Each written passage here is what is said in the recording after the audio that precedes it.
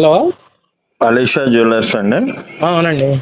నా పేరు ప్రసాద్, హైందవ శక్తి హిందూ సంస్థ అధ్యక్షుడిని. చెప్పండి సార్. ఇది ఇది మీ పండగ ఉంది కదా ఇప్పుడు. మీలాదున్నది సార్. ఆ, దానికి సంబంధించిన పోస్టర్ ని గుడికి అంటించారు. దేనికి? ఎక్కడ సార్? ఆ గుడికి అంటించిన ఫోటో వచ్చింది. కొత్త లంక.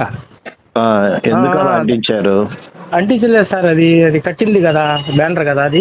కొన్ని బ్యానర్ అయినా కూడా ఈ గుడికి ఎందుకు చేశారు? గుడి కనుక కాదు, ఎప్పుడు మామూలుగా ఏంటంటే మనం దర్గా దగ్గరికి వస్తాం, ఉరుసు జరిగింది కదా, ఉరుసుకు వచ్చేసి మామూలుగా అక్కడ మామూలుగా స్తంభాలకు కానీ దీనికి కానీ కట్టేస్తుంటాం సార్.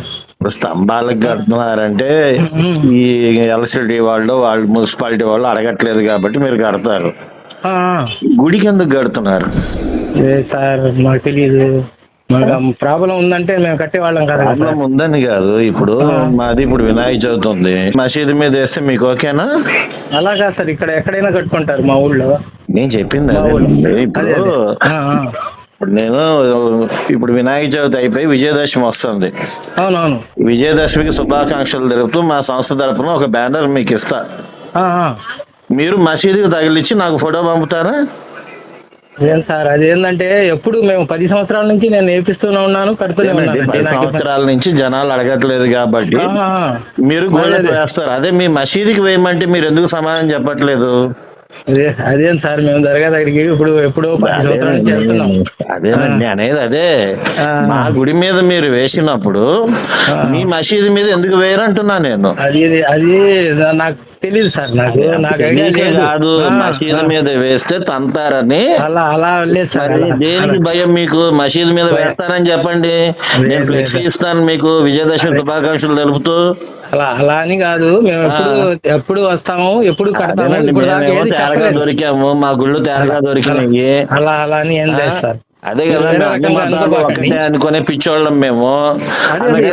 మీద మీ మహమ్మద్ ప్రవక్త వేస్తారు. అలా అని కాదు, ఏంటంటే నేను ఎప్పుడు 10 సంవత్సరాల నుంచి నేను కడుతూనే ఉంటాను. నాకేంటంటే ఇలా జరిగింది ఇలా అని నాకు చెప్పలేదు అనేది. 10 సంవత్సరాల నుంచి జనాలు పిచ్చోళ్ళు అయ్యుండి మిమ్మల్ని అడగలేదు కాబట్టి మీ ఆటలు సాగినాయి. అలా అని కాదు సార్, మసీదు మీద కట్టమని చెబుతున్నాను కదా. ప్రాబ్లం ఉంది అన్నప్పుడు ప్రాబ్లం అనేది ఉందని చెప్పనండి. మీకు అన్ని మతాలు ఒకటేనా కాదా?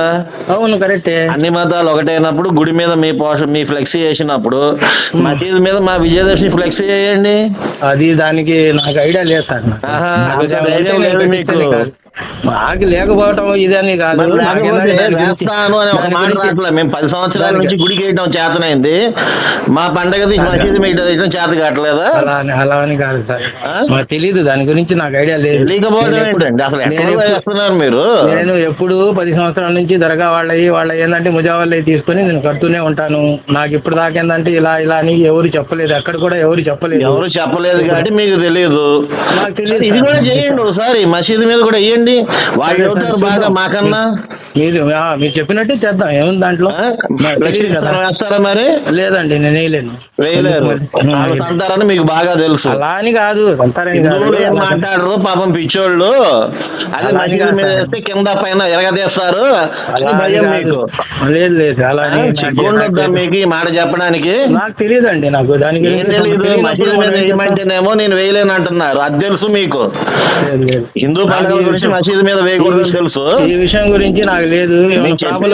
హిందూ పండుగల గురించి మసీదు మీద వేయకూడదని తెలిసినప్పుడు ముస్లిం పండుగ గురించి గుడి మీద కట్టేస్తున్నారు. ఆ మాత్రం బుద్ధి లేదా మీకు? రేపటికల్లా ఫ్లెక్సీ తీకపోతే సార్, మాది అక్కడ కాదు సార్, లేకపోతే ఫ్లెక్సీ మీది, దాని మీద ఉన్న నెంబర్ మీది. అవును. రేపు కల్లా అది తీసి నాకు వాట్సాప్ చేయకపోతే ఇప్పుడే తీపిచ్చేస్తాను సార్.